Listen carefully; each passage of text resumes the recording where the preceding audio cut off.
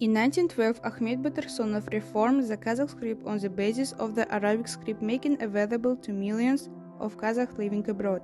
He excluded all purely Arabic letters not used in the Kazakh language and added letters specific to the Kazakh language. The new alphabet called Jana Yemle is still used by Americans living in China, Afghanistan, and Iran. After 1917, in Kazakhstan, the movement for transition to the Latin alphabet was started. The Arabic script, which once played a positive role in social development, now seemed to many to break down on historical progress. In Kazakhstan, the movement for transition to the Latino script started in 1923.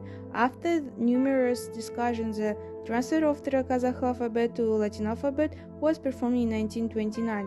Newspapers and magazines were printed in Latin script, and the Latin alphabet was introduced in schools. The Kazakh alphabet on the Latin basis consists of 30 letters with the necessary addition of signs for transmitting the specific sound of Kazakh. However, the life of the Latin alphabet in Kazakhstan was short-lived. From 1929 to 1939, the Latins couldn't even organize the study of foreign language at school. A new alphabet based on Russian graphic consisting of 42 letters with the phonetic features of Kazakh language was adopted in 1940. The regulation on changing the Kazakh script from the Latin into a new alphabet based on Russian graphic was adopted November 13, 1940, and Kazakh books, newspapers, and magazines were subsequently published in Cyrillic script. However, now, after almost 77 years later, independent Kazakhstan decided to return the Latin alphabet. This is historical significant decision of our country because it means that we would change everything starting from books and magazines ending with educational programs. According to the statement of the ex-president Sultan Nazarbayev, some projects which were created in Ruhani Jangaru were intended to implement these doctrines related to the modernization of national identities, such as transition of the Kazakh language from Cyrillic to Latin alphabet. Also, the reason 70% of the world is using the Latin alphabet. Additionally, Turkish scientists say that the new alphabet will do deeper understand between the Kazakh and Turkish people in general, so we can get closer to the other countries that speak Turkish language.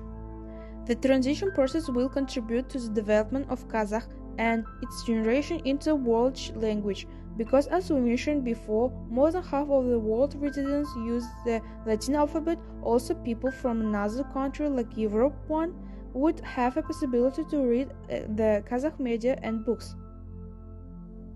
The government of Kazakh is set up a national commission to change the Kazakh alphabet to Latin script, organize a gradual switch to Latin script by 2025. The process of changeover to the Latin alphabet has several stages. The first stage is from the development of the alphabet and the software, introducing it into the computer, to the training of the population in the new script. Scientists, linguists couldn't work on the alphabet, the computer program and its integration into the computer. At the same time, the teaching of the new Kazakh alphabet should begin in educational institutions. In the third stage, funds should be allocated for the replacement of banknotes in the Latin alphabet and the replacements of documents of citizens of Kazakhstan. A pragmatic and economically justified transition to the new alphabet will justify the cost in the long term, experts say.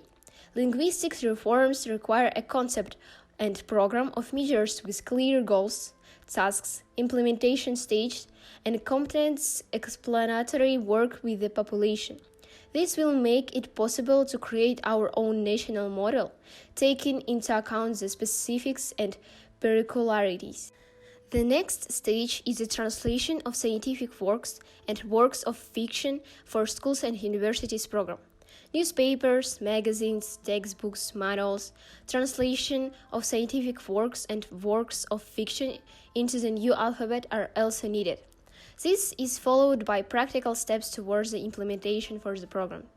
This period includes the material costs of training the teaching staff, the retraining of the legislative, executive bodies and civil servants.